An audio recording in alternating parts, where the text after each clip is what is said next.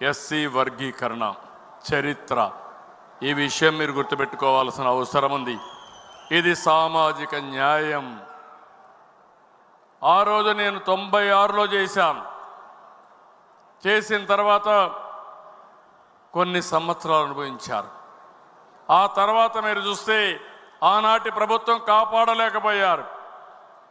సుప్రీంకోర్టులో కొట్టేస్తే పోరాడి మొన్నే సుప్రీంకోర్టు ఇది కరెక్ట్ అయిన నిర్ణయం అని చెప్తే వచ్చిన వెంటనే మళ్ళీ 2025లో ఎస్సీ కేటగిరైజేషన్ చేసిన ఘనత తెలుగుదేశం ప్రభుత్వాన్ని చెప్పి కూడా మీకు తెలియజేస్తున్నా.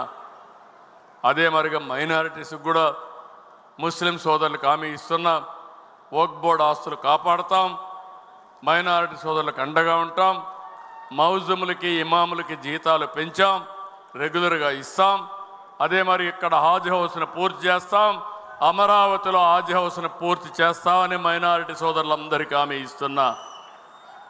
క్రిస్టియన్స్కి కూడా పాస్టర్ జీతాలు పెంచాం. అదే మరి ల్యాండ్ టైటిలింగ్ యాక్ట్ రద్దు చేశాం.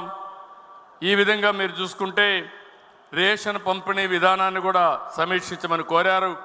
మనం ఎలక్షన్ మేనిఫెస్టోలో చెప్పాం, ఏవైతే వాహనాలు పెట్టి రీసైక్లింగ్ చేసే పరిస్థితి వచ్చారు, అందుకే దాన్ని కూడా రద్దు చేశామని చెప్పి కూడా మీకు తెలియజేస్తున్నా.